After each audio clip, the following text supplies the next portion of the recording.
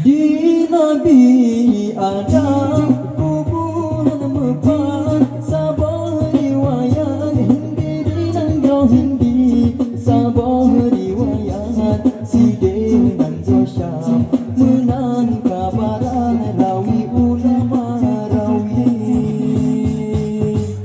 anggan perjetanya di Tuhan ibingan Adam sompon berpernah awai na ibi dudona Adam dema olehnya nasi di Hawa awai na ibi dudona Adam dema olehnya nasi di Hawa dalam syurga dalam tisinan hawangan Adam bersuka-suka sibak bakai timang di sinan garonya Tuhan dalam syurga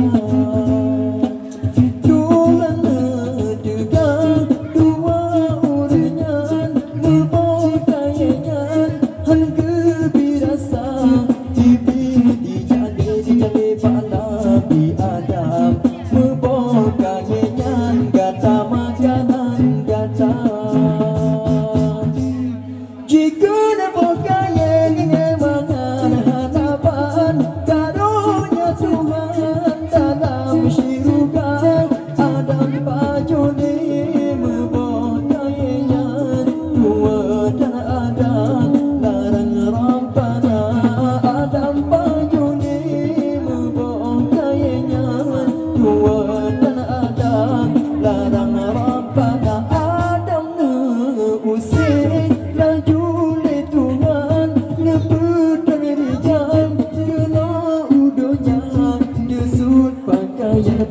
badan kadegan Adam dipedon kena udonya di Nabi Adam kuburan mepangan sabah riwayat hindi dinangga hindi sabah riwayat side nang Syam menang kabaran rawi ulama rawi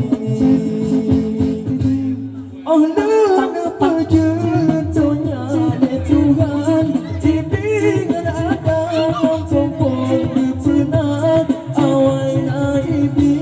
dudona Adam dema olehnya nasi di Hawa awai na ibi dudona Adam dema olehnya nasi di Hawa dalam syurga dalam bisinan hawangan Adam bersuka-suka sibak bagai timang di sinan karunia Tuhan dalam syurga